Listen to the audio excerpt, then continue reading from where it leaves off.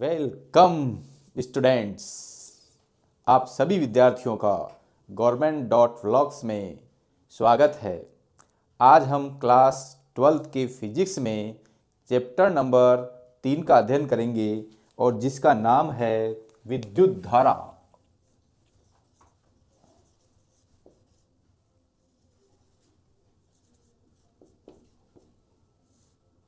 अंग्रेजी में कहते हैं इलेक्ट्रिक करंट, CURRENT।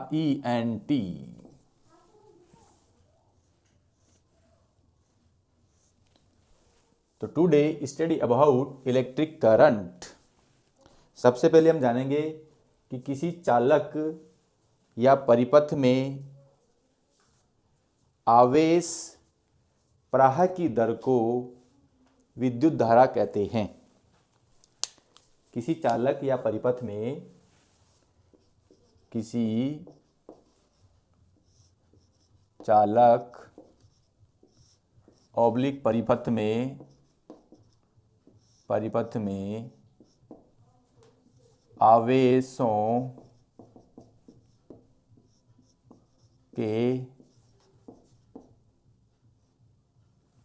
किसी चालक या परिपथ में आवेशों के प्रवाह की दर को उस चालक या परिपथ की विद्युत धारा कहते हैं, या किसी चालक या परिपथ में आवेशों की प्रवाह की दर को विद्युत धारा कहते हैं।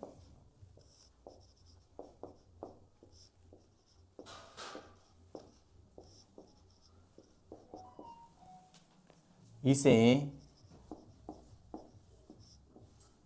कैपिटल I से प्रदर्शित करते हैं। इसे कैपिटल I से प्रदर्शित करते हैं। यदि माना किसी चालक में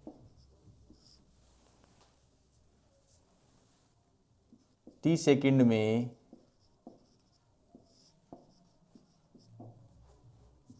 क्यों आवेश, यदि किसी चालक में T सेकंड में क्यों आवेश प्रवाहित हो तो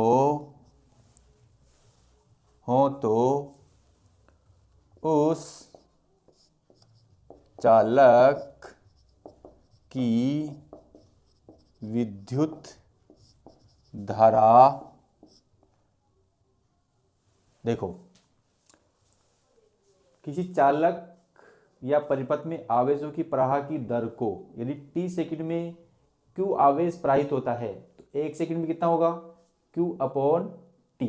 और ये जो Q/T होता है वो क्या है, उस चालक की विद्युत धारा, अर्थात I = Q/T। माना किसी चालक में T सेकंड में क्यों आवेश प्रवाहित हो तो उस चालक की विद्युत धारा क्या जाएगी, 1 सेकंड में जितने आवेश प्रवाह होते हैं वही क्या होता है, विद्युत धारा I का मान होता है। अब यदि हम यहाँ पर इसका मात्रक देखें तो I = आवेश का मात्रक कूलम होता है और समय का मात्रक सेकंड होता है। इस कूलम प्रति सेकंड को ही हम एम्पियर बोलते हैं।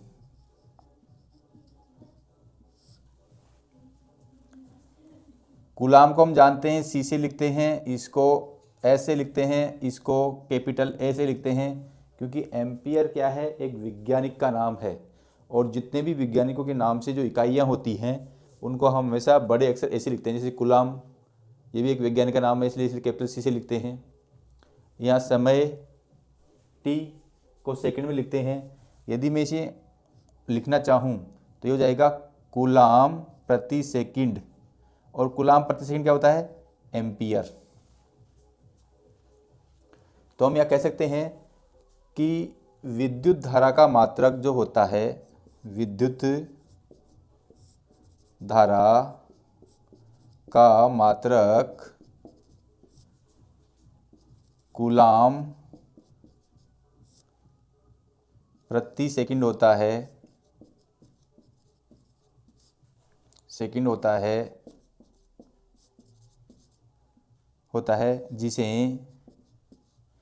होता है कर लेते हैं अपन, कूलाम प्रति सेकंड को ही एम्पियर कहते हैं। कूलाम प्रति सेकंड को एम्पियर कहते हैं और इसे कैपिटल ए से प्रदर्शित करते हैं।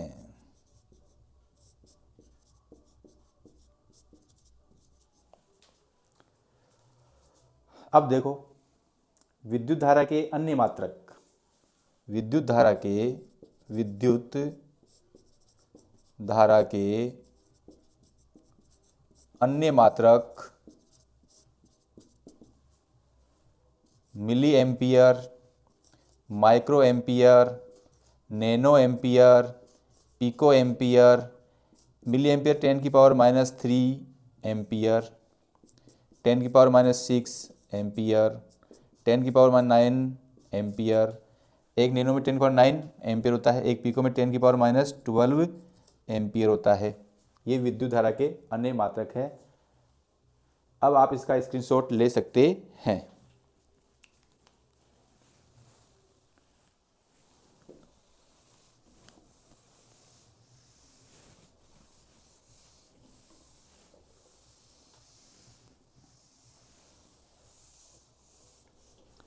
आपने पिछली क्लास में देखा था कि Q = NE, यदि Q बराबर NE है और हम जानते हैं कि I = Q/T, तो I क्या जाएगा NE/T।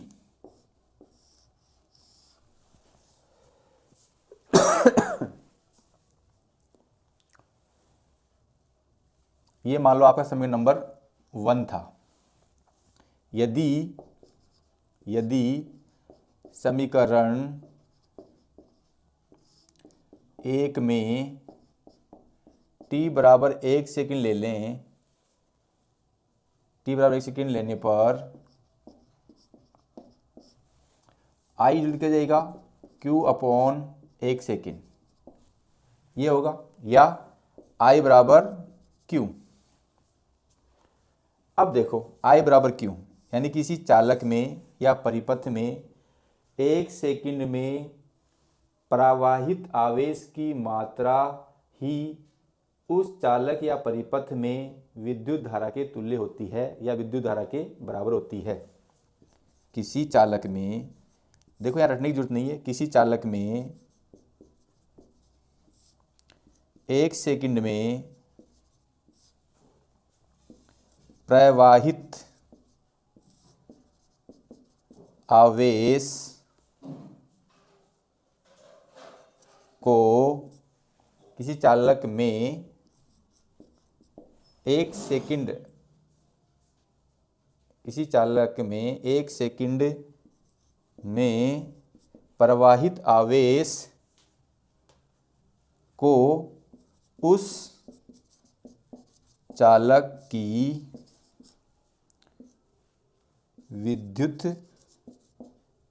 विद्युत धारा के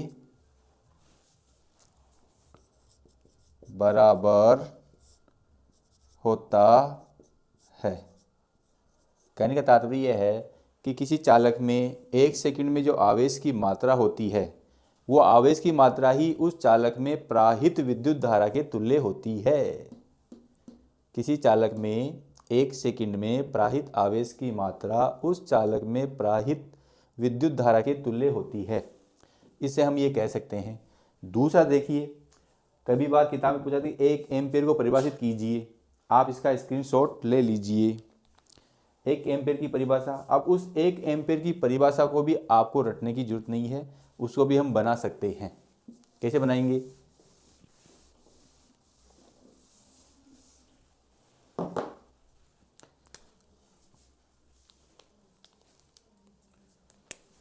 एक एम्पेयर की परिभाषा,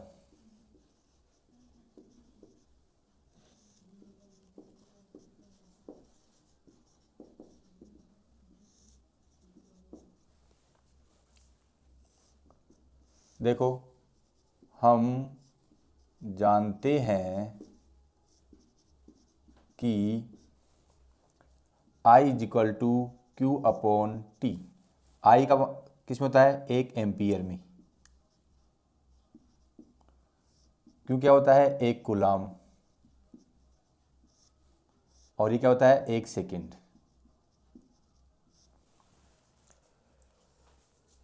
किसी परिपथ या चालक में प्रति सेकंड में प्रवाहित आवेश की मात्रा का मान को उस चालक या परिपथ में प्रवाहित विद्युत धारा 1 एम्पीयर की होगी।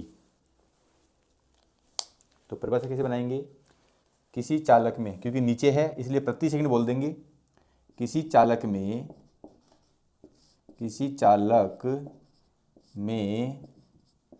प्रति सेकंड आवेश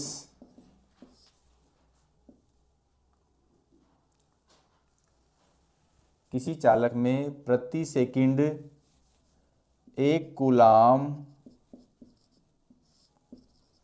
आवेश की मात्रा को उस चालक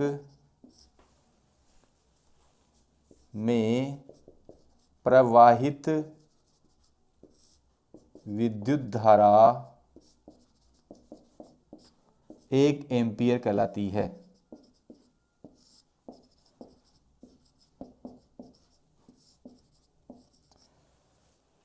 किसी चालक में प्रति सेकंड में 1 कूलाम आवेश प्रवाह की मात्रा को उस चालक में प्रवाहित विद्युत धारा 1 एम्पीयर कहलाती है। या प्रति सेकंड में किसी चालक में प्रवाहित आवेश 1 कूलाम हो तो उस परिपथ की विद्युत धारा का मान 1 एम्पीयर कहलाता है। तो ये आपकी 1 एम्पीयर की परिभाषा। आप इसका जो विद्युत धारा का सूत्र है I equal to Q upon T, उससे हम दे सकते हैं, कोई दिक्कत नहीं आएगी। अब इसके बाद में आता है विद्युत धारा का मापन।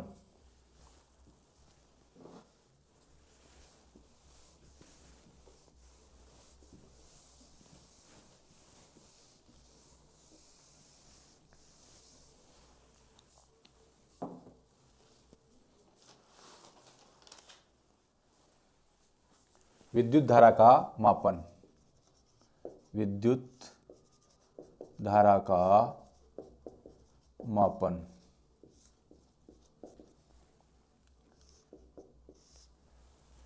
देखो विद्युत धारा का मापन एमीटर से करते हैं और एक ऑपरेटर होता है जिस पर ए लिखा होता है। तो हम लिख सकते हैं विद्युत धारा का मापन एमीटर द्वारा किया जाता है। विद्युत धारा का मापन एमीटर द्वारा किया जाता है।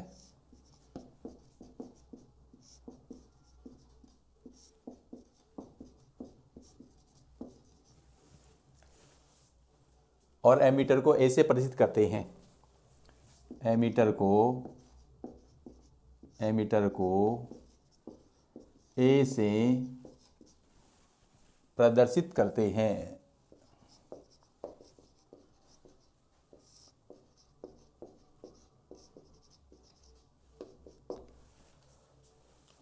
अब एमीटर से धारा का मापन कैसे करते हैं, इसके लिए हम डायग्राम बनाते हैं। जैसे मान लो कि ये कोई आपका विद्युत बल्ब है, इस विद्युत बल्ब को मैंने एक बैटरी से जोड़ा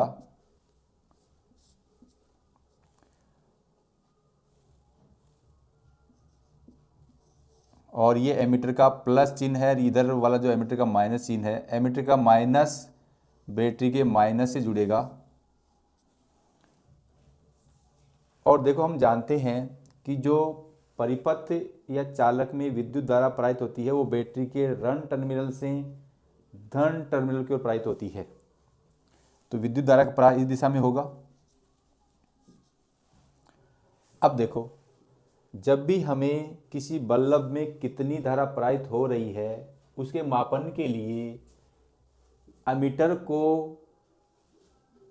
परिपथ में सदैव श्रेणी क्रम में संयोजित करते हैं। एमीटर को विद्युत परिपथ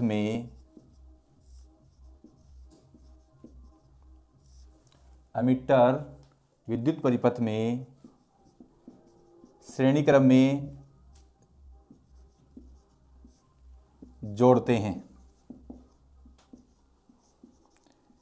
ये स्पेशल बात है, एमीटर विद्युत परिपथ में श्रेणी क्रम में जोड़ते हैं।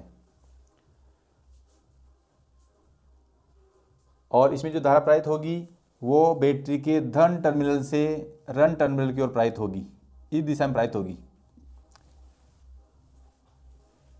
अब ये क्यों प्रवाहित होती है इसके बारे में हम स्पेशल चर्चा करेंगे विद्युत धारा के संबंधित महत्वपूर्ण तथ्यों में। दूसरा जो पॉइंट है, एमीटर विद्युत परिपथ में श्रेणी क्रम में जोड़ते हैं और एक आदर्श एमीटर का प्रतिरोध सदैव शून्य होता है। आदर्श एमीटर का प्रतिरोध सदैव शून्य होता है।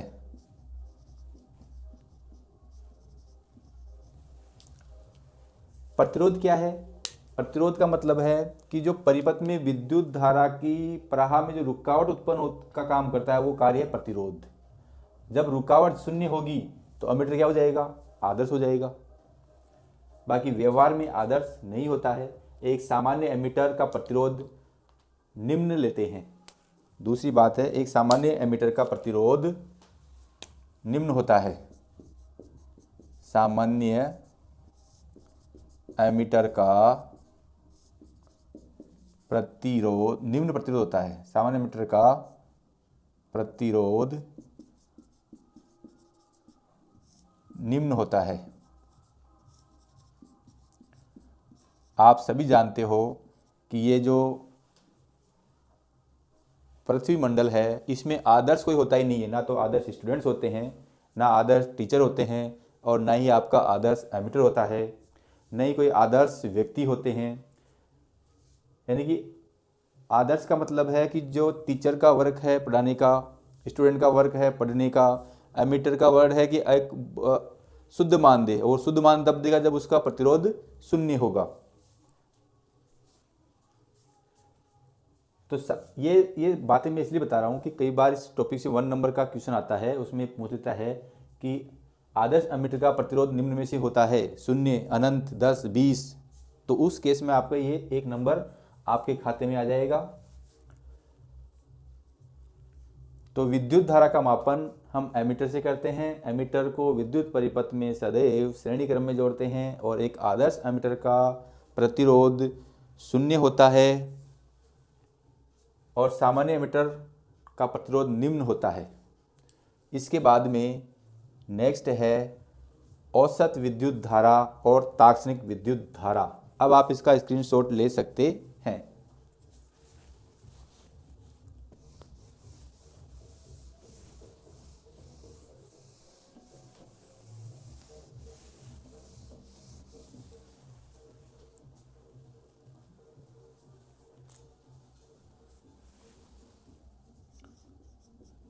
औसत विद्युत धारा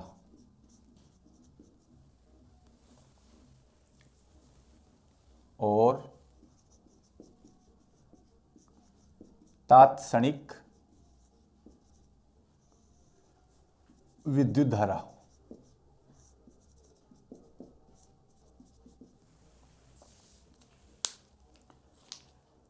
यदि किसी चालक में देखो जो धारा है Q अपॉन T है, जैसे जैसे T बदलेगा वैसे वैसे Q बदलेगा, यानी कि जो धारा है वो T के साथ में बदलती रहती है, अर्थात जब टाइम अलग अलग होंगे तो धारा भी अलग अलग होगी।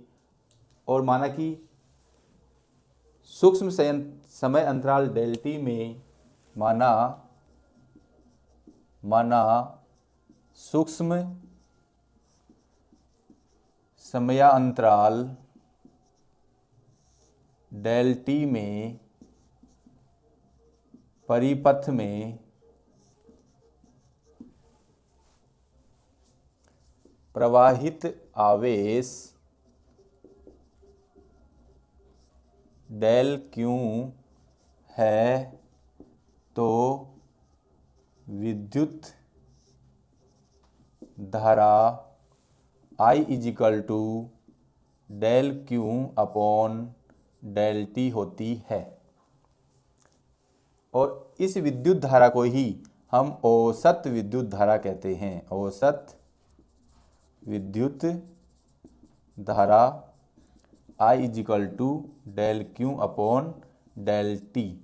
जब हमें समय अंतराल दिया जाता है तो हम इसे निकालते हैं del Q upon del T से, और यदि हमें किसी समय टी पर निकालना है तो हम निकालते हैं तात्क्षणिक विद्युत धारा। अब समय टी पर, किसी समय टी पर तात्क्षणिक यानी कि किसी क्षण पर तात्क्षणिक विद्युत धारा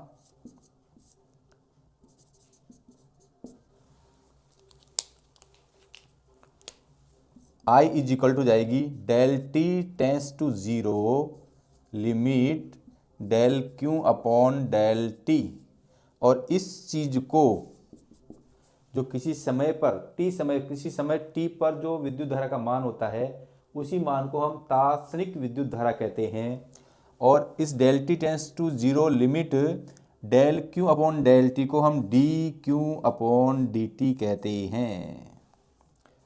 देखो, समय अंतराल पर विद्युत धारा का मान निकालना है तो हम औसत विद्युत धारा से के सूत्र से धारा I del Q upon del T निकालेंगे, और किसी समय t पर विद्युत धारा का जो मान निकालेंगे वो तात्क्षणिक विद्युत धारा होती है, और जिसे हम del T tends to zero limit del Q upon del T, या इस पूरी चीज़ का जो मान है वो D Q upon D T होता है। अर्थात इसका मतलब ये हो गया क्यू का टी के सापेक्ष अवकलन, क्यू का टी के सापेक्ष अवकलन।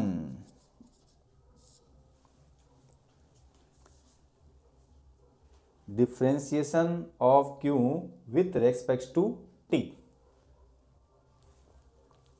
इसे हम कहते हैं एक्सटेंटिव इलेक्ट्रिक करंट।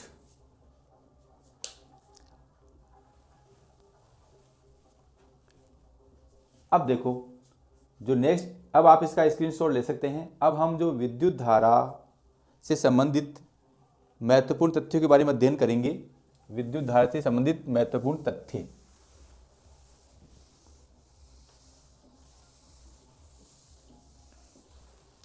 बच्चों, ये पाठ की शुरुआत है और जितना अच्छा बेसिक होगा आपको उतना अधिक समझ में आएगा।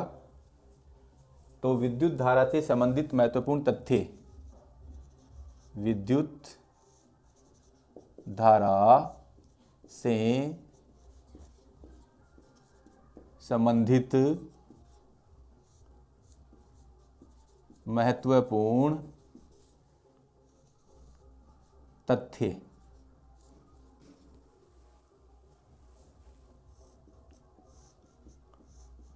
देखो, तथ्य नंबर 1 है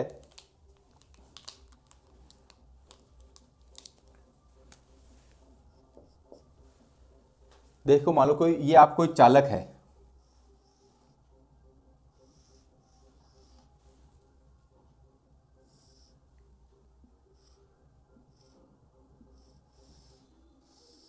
इस चालक को हमने बैटरी से जोड़ा है।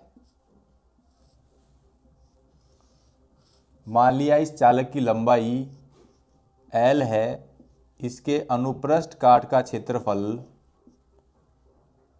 A है। अब देखो, चालक का अर्थ है कि जिसमें हम विद्युत धारा का प्रवाहित कर सकते हैं। अब देखो, यदि कोई चालक है तो चालक में सदैव मुक्त इलेक्ट्रॉन होते हैं। चालक में क्या होते हैं? मुक्त इलेक्ट्रॉन होते हैं। अब ये जो चालक में मुक्त इलेक्ट्रॉन है और इलेक्ट्रॉन पर आवेश क्या होता है? ऋणावेश होता है। ये ऋणावेश आवेश हैं वो बैटरी के धन आवेश की ओर आकर्षित होंगे, क्योंकि हम जानते हैं कि जो विपरीत आवेश होते हैं उनमें आकर्षण होता है और सजातीय आवेशों में प्रतिकर्षण होता है। तो इलेक्ट्रॉन का माइनस आवेश बैटरी के धन टर्मिनल की ओर आकर्षित होगा। अर्थात मैं यूं कह सकता हूं कि जो चालक में मुक्त इलेक्ट्रॉन होते हैं उनकी गति बैटरी के धन टर्मिनल की ओर होती है, जबकि हम ये भी जानते हैं कि परिपथ में विद्युत धारा धन टर्मिनल से ऋण टर्मिनल की ओर प्रवाहित होती है। परिपथ में या किसी चालक में विद्युत धारा बैटरी के धन टर्मिनल से ऋण टर्मिनल की ओर प्रवाहित होती है। इससे ये सिद्ध होता है कि जो मुक्त इलेक्ट्रॉन होते हैं वो परिपथ में प्रवाहित धारा के विपरीत दिशा में होते हैं। परिपथ में मुक्त इलेक्ट्रॉन की दिशा विद्युत धारा की दिशा के विपरीत होती है। तो ये पॉइंट नंबर पहला हो गया कि परिपथ में विद्युत धारा, परिपथ में विद्युत धारा बैटरी के धन टर्मिनल से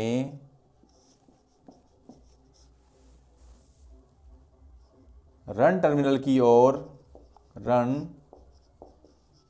टर्मिनल की ओर, ऋण टर्मिनल की ओर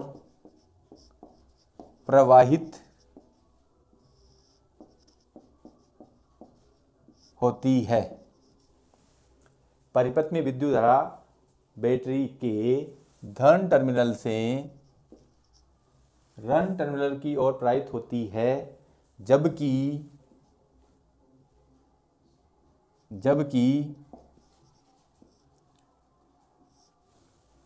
मुक्त इलेक्ट्रॉन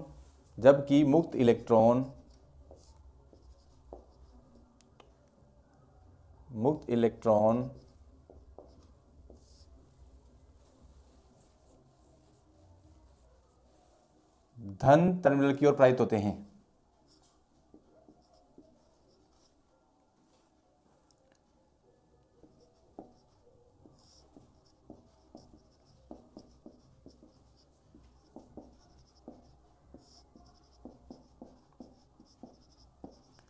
इससे ये सिद्ध हो गया कि जो विद्युत धारा की दिशा है वो मुक्त इलेक्ट्रॉनों के विपरीत दिशा में होती है।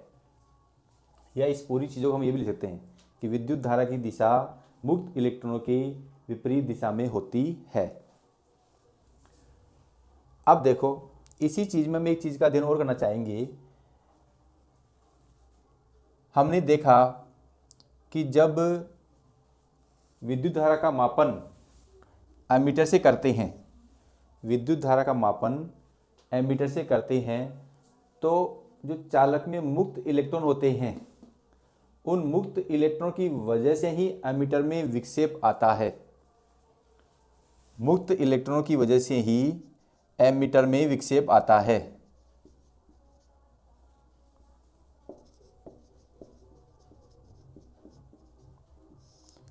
मुक्त इलेक्ट्रॉन की वजह से ही एमीटर में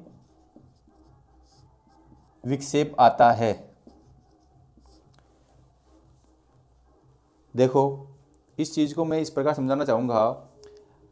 जो चालक वस्तुएं नहीं होती हैं और जो कुचालक होती हैं, जैसे रबड़ है, प्लास्टिक है, यदि हम रबड़ और प्लास्टिक को एमीटर के श्रेणी क्रम में जोड़ें और बैटरी से विद्युत धारा प्रवाहित करें तो क्या रबड़ में प्रकाश आएगा? प्लास्टिक में प्रकाश आएगा? नहीं आएगा। क्यों नहीं आएगा? क्योंकि रबड़ और प्लास्टिक्स में मुक्त इलेक्ट्रॉन नहीं है, जबकि चालक में मुक्त इलेक्ट्रॉन होते हैं, और मुक्त इलेक्ट्रॉन है तो उसमें आवेश का प्रवाह होगा, और आवेश के प्रवाह को ही हम विद्युत धारा कहते हैं। दूसरा, मुक्त आयन, जैसे आपका NaCl ठोस अवस्था में है तो इसमें विद्युत धारा प्रवाहित नहीं होती है। यदि मैं इसमें पानी मिला दूं, पानी मिलाते ही Na+ आयन अलग मुक्त हो जाएगा, Cl- आयन अलग मुक्त हो जाएगा। अब जब Na आयन अलग मुक्त हो गया और Cl आयन अलग मुक्त हो गया, तो अब ये मुक्त आयन की वजह से उस चालक में या उस घोल में या उस विलयन में विद्युत धारा प्रवाहित हो जाएगी। तो कुल मिला के सार यह है कि किसी चालक या विलयन में जो विद्युत धारा प्रवाहित होती है वो मुक्त इलेक्ट्रॉन की वजह से या मुक्त आयन की वजह से प्रवाहित होती है।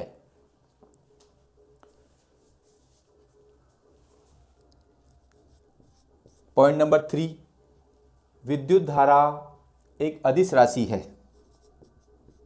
विद्युत धारा अदिश राशि है।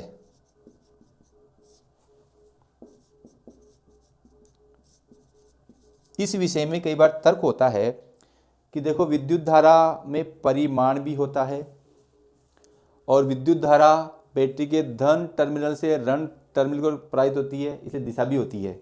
और बच्चे ये कहते हैं कि सर इसमें परिमाण भी है और दिशा भी है, अतः विद्युत धारा एक सदिश राशि होनी चाहिए। परंतु मैंने यहाँ विद्युत धारा से संबंधित महत्वपूर्ण तथ्यों में लिखा है कि विद्युत धारा एक अदिश राशि होती है, और ये बिल्कुल सत्य है। अब देखो, मैं इसको आपको बताना चाहूँगा कि आप अपना फोकस सदिश और अदिश पे कीजिए। सदिश अदिश क्या है? सदिश और अदिश वे भौतिक राशियां जिनमें केवल परिणाम होता है, जिनमें केवल परिमाण होता है, उन्हें हम अदिश राशियां कहते हैं। जैसे उदाहरण के लिए दूरी क्या है? अदिश राशि है, क्योंकि दूरी में केवल परिणाम होता है। जैसे ऐसी भौतिक राशियां जिनमें परिमाण के साथ साथ दिशा भी होती है।